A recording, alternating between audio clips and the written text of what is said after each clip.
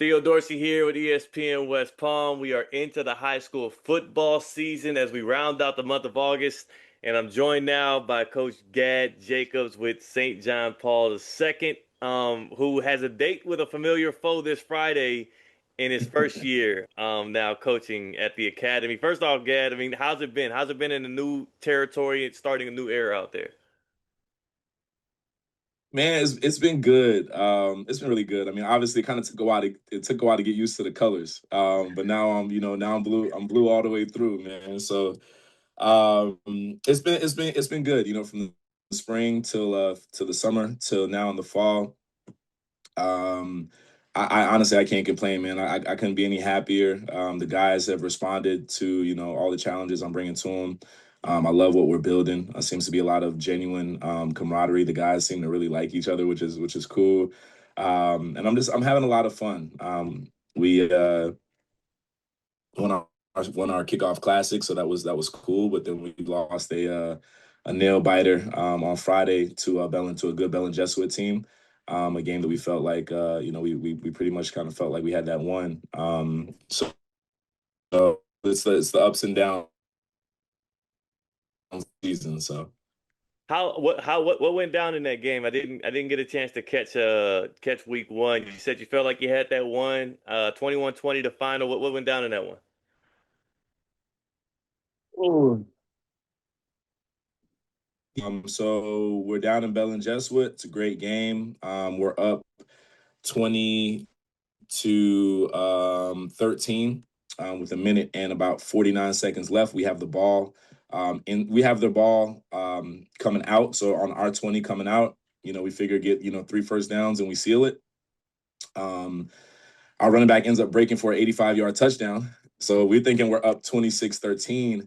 They call the play back for taunting. So I Um, mean, nobody was within 30 yards of our running back. However, our quarterback, which is a lesson he'll learn, was pretty much kind of gesturing to the sideline while this guy was running for six, kind of saying like bye bye, and the game was over. So interesting place to throw that flag, and it came back. And the very next play, our running back puts that our running back who just broke for 80 puts the ball on the ground. They recover, they then go on to score and then go for two to win. So all that took place in about a minute and 10 seconds. So like they say, you always got to play to the whistle. You always got to, you got to the double zeros. You can never celebrate too early. But definitely that was, I think our guys definitely learned a lesson there. that is an insane way to lose. I also think, you know, it took a lot of steps to get there. I wonder if running 85 yards and him tiring himself out a little bit on that touchdown run didn't also attribute to him maybe putting the ball on the ground the next play. Man, Theo, I've thought about everything, man. I've thought about what could I have done just as a coach. Maybe looking back at it, I'm like, you know what? Right in hindsight, I'm like, hey, maybe he was tired. Maybe we should have, put the next guy in just to kind of think about it, man. But we trusted him, and we weren't thinking about the fatigue factor, or just the adrenaline factor, man. So look, I've ran that play in my mind, 80 times. But then same as a defensive coordinator, our job is to stop these guys. We had a chance to stop them and we didn't do our job. So at the end of the day, we there's no one reason we lost that game, but we definitely didn't help ourselves. No, again, I wasn't even second guessing it. Who would not give the ball back to the guy that just ran 85 yards for a touchdown? I more so was just saying, like, it's like the perfect storm of events that kind of line up there. Perfect, Um, dude. Perfect. What's yeah. crazy, what's even crazier about that? So unfortunately, this same running back fumbled earlier in the game, right? Mm. And he tells me, and he goes, "Coach, I promise, like I'm gonna make it up to you. Like I'm gonna get that back." And then like he goes back in the game, he breaks for for that run. And I'm like, "Let's go." But yes, bittersweet moment. So Yeah, yeah. Learning all lessons. good, all Yeah, good. learning We'll lessons, learn from man. it. I trust our guys are gonna be focused to the double zeros from here on moving forward. Trust. So next up, you got St. Andrews. Again, this is where you were defensive coordinator. How many years in a row for the Scots? I was there for 4.5 years at Okay. St. Andrews, or So the school up the road. That's actually the first time I've said their name in a while. wow. Okay, school up the rock. Forget because this is a rivalry. This is a rivalry right Yeah, here. it's a rivalry. It's a rivalry. So we call these guys the school up the road here. So it's a It's a rivalry week for us for sure. It's an important week for us for sure, but it's important only because it's the next game. So For you, playing that game, which is, it's just the next game. It is a game that you used to be on the other side of the sidelines for the past 4 years so with them. Um, you want to win every game you step out there on the field on a Friday night. I think there has to at least be some kind of heightened yep. coming off of a game that you thought you had won and coming into a rivalry game. Like y'all don't want to walk out of there without the victory. Absolutely not. I mean, I come on, man. I'd be lying if I said I didn't want this one, right? I'm sure I want this one as bad as they want it, you know. But at the end of the day, I can't suit up, and I tell these guys, I can't put the pads on. But I definitely, it's a game that this year for me, and I've told these guys from jump, is it's not necessarily what the win and loss record column looks like. What's more important is how we play, how we prepare during the week, what kind of product are we putting out there. We have to show progress somewhere. You can't win them all. But I think that if we're practicing the right way, we're giving the right type of effort, things will kind of take care of themselves. I thought we gave great effort last week. We didn't finish though because we had a lapse of focus, and that says, hey, and that's a perfect lesson. In football, it's a game of inches. It's a game where it can change just like that. So you have to stay locked in until the final horn blows. So hopefully we learn something from that, and hopefully that might help us this week going into another kind of hostile environment. It's their home opener, so they haven't played at home yet this year. It's an away game for us. It's a crosstown rivalry, so there's a lot that's going into it for sure, but we'll be ready. I know that St. Andrews has won the last five in this series, and you've been on the other side for that. When you were on the other side of it, what did you So, assess that, or did I get the number wrong?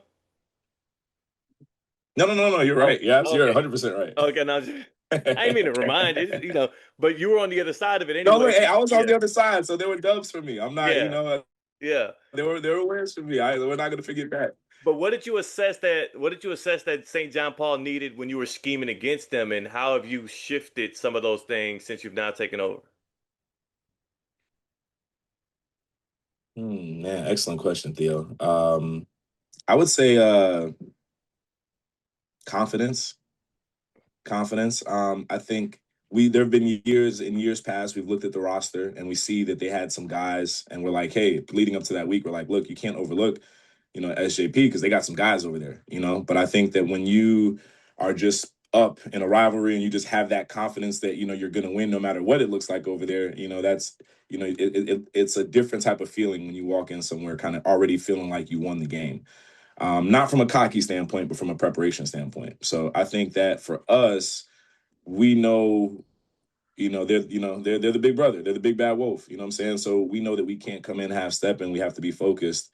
But I think I'm seeing a confidence in my guys. Like, we didn't win that game last week, but they're confident, and I haven't really lost. I mean, that was our first loss since I got here. We won our spring game, we won our kickoff classic. So that was the first kind of defeat we've experienced. And I think our guys understand that, hey, we were this close, literally, from having a almost like a winning streak going. So I think we'll be confident. We'll be prepared, and I would say maybe those are the two biggest things. In years past, I don't think they were as confident, and I don't think we were as prepared. When you look in this locker room now, I mean, it's easier to gauge what you have when you see it on the field against other opponents. You talk about the spring game, you Yes, talk sir. about the kickoff classic, and you also saw it in week one. So when you look in that locker room, what unit maybe specifically has surprised you and you said, okay, I might have something here that I can lean on when times are rough?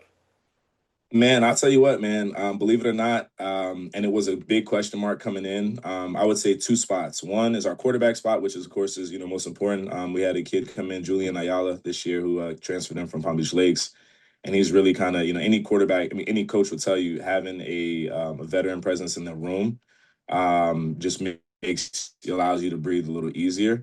But in terms of looking out to the future, man, honestly, and I'll stand on, I think I might have the best 2028, wait, 2029 secondary, like probably in the county.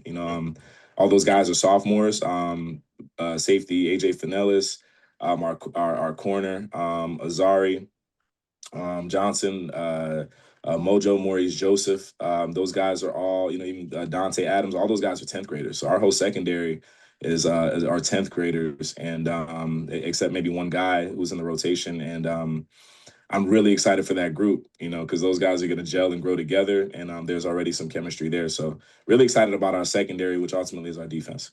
Right, right. And you're a guy that comes from the defensive side of the ball there. Is that gives you kind of an extra edge? Are you calling the defensive plays? And what's your role Still on the calling offensive side? plays. Yeah. Yeah, still calling plays, man. I think it's a little early to give it up. Maybe next season, at least for my first season, man, I had to keep it going. I had to keep it going, and we'll Yeah. see how it works out. I know, I've spoken to a lot of head coaches who still call it, and there's a lot of guys that I look at for inspiration, man. So I think if they can do it, I could do it. But it's this head coaching thing is there's a lot that goes into it, man. There's a lot. I know I've always seen it from the outside looking in. I know I was a head coach in the past, but as you are truly trying to build a program, man, there's a lot that goes into it. Yeah. So And so far it's been you've reaped some of the rewards, and you also gained some of those stripes in that week one game. Um, just yeah. just lastly, then this week of practice, what are you expecting to see out of your guys? What extra edge are you expecting to see out of them? Not just because of the pain of the defeat, but again because this is the week against the school from up the road. Yes, sir. I think I expect to see a level of focus that an even sharper level of focus that we haven't had. I think that our guys are quietly. I mean, I don't know. I'm just seeing some rewiring here, and I think our guys are gonna be ready to play. At the end of the day, they don't want it to look like it looked, last year. I think it was like 47 to something. I don't know. So just even that alone is enough motivation. I think they want. I, I, I tell them every day. I told them just yesterday. It's not a rivalry because in order for it to be a rivalry, you actually got to win a few. And right now, it's very lopsided, and they don't view it as a rivalry. So we need to go and earn that. So at the end of the day, we just put our best foot forward, give championship effort, and see how it works out at the end. And to give credit to that defense that you did call at the school up the road, last year was 47-8. The 2 years before that were two shutouts, 46 zip, 56 zip, and then the year before that in 2022, 57 to 7. So a lot of that is your doing. But again, you get the impact on the other side this time Right, for sure. I mean, well, I guess we'll find out if I had anything to do with that on around. Friday. That as well. For That is sure, well. Man, Gad, I appreciate your time, Doc, 100%. and looking forward to seeing y'all get out there on the field on Friday night.